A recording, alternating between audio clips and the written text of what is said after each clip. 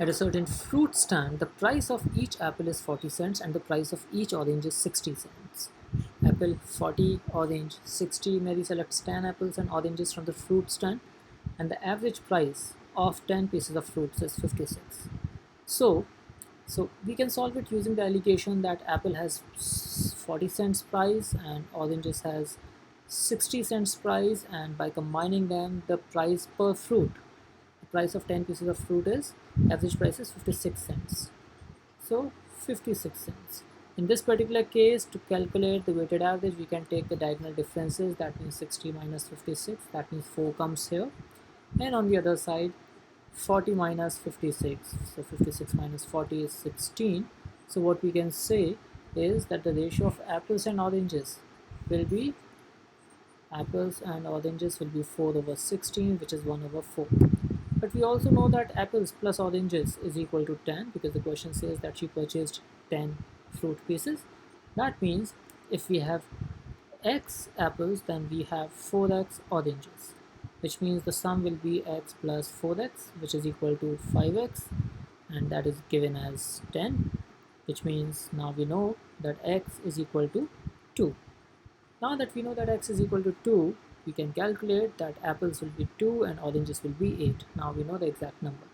How many oranges must she put back so that the average price of pieces of fruits is 52 cents? Now there is a twist in the question. Now the question says she has to put some oranges back, which means now the apple price is still the 40 cents and the orange price is still the 60 cents. But now the average price is different. And what is the average? Let's quickly see. The average is 52 cents. So once again, let's quickly find out the ratio of apples and oranges. So the difference of these two numbers is 12, and the difference of the other two numbers, that means 60 and 52, will be 8. That means what we can say is that the ratio of apples and oranges as of now will be equal to 8:12. Right? Let me just write it down. Apples to oranges now is equal to 8/12, which can be divided by 4 on both parts. That means it will be 2 divided by 3. But now let's understand one more thing. The question says that she puts back a few oranges. How many oranges should she put back? That means the count of apple still remains the same. So because the count of apple remains the same, and earlier we figured out that the number of apples were 2. So in this case the apple has to remain 2, then the number of oranges should be 3.